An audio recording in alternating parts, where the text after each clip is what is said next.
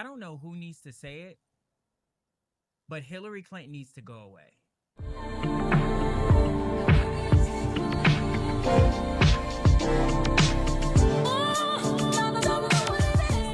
All right, guys, welcome to my channel. I'm your boy Poe Theory. Let's get into it. So, as you know, we are less than 60 days away from the election, which is wild. And as you all know, democracy is on the ballot. If you know my content, then you obviously know that I will be supporting Kamala Harris and Tim Walz. I am not a registered Democrat, but I am a registered independent that tends to vote left. I would categorize myself as a progressive. So I'm sure that intro probably threw you off. Why would I have an issue with Hillary Clinton being out and about doing interviews and talking?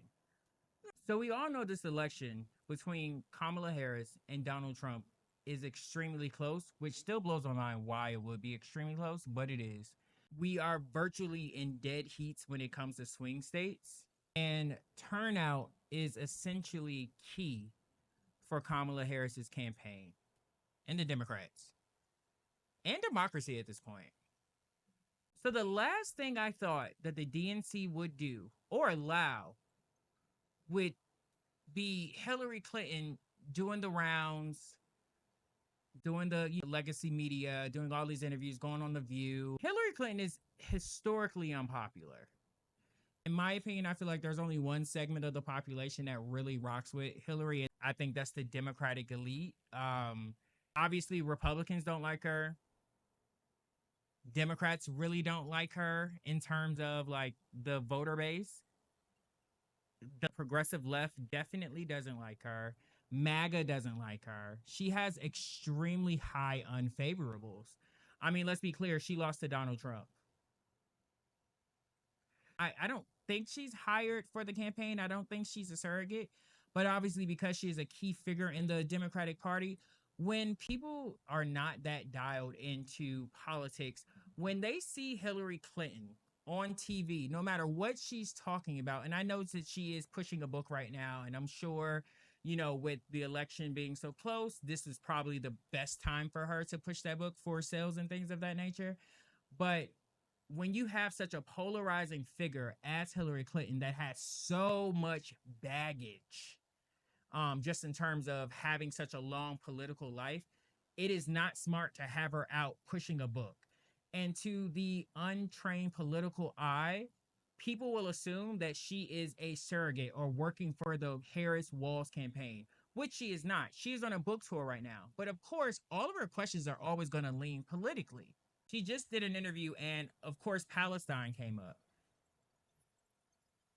She has a view that is extremely unpopular when it comes to a lot of the younger generation's viewpoint on Palestine. Were already existing groups within our country, and particularly on certain campuses like Columbia, who had talking points. They had a plan for protest and disruption.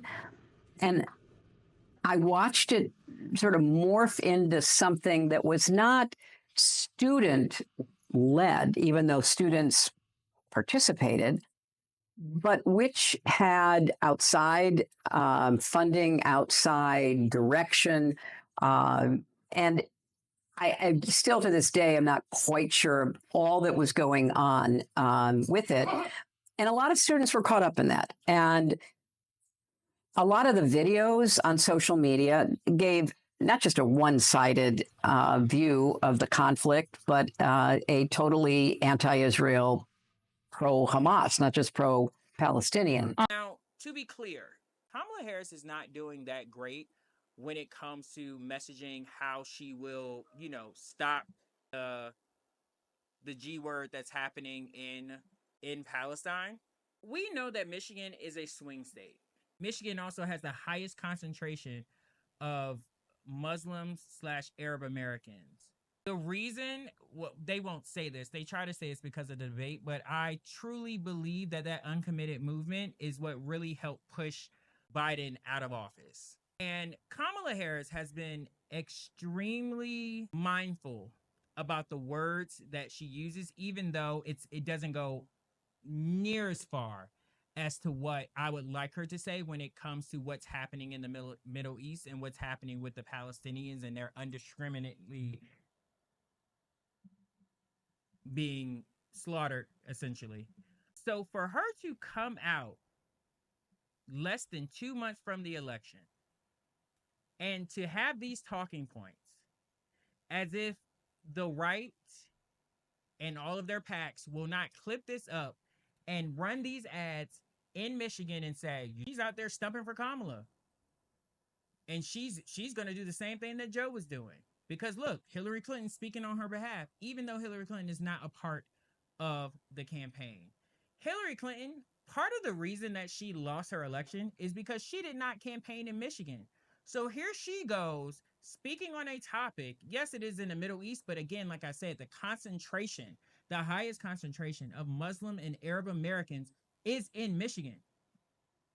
So why would you speak on a topic that is so important to that population in Michigan? A swing state that caused you to lose the election.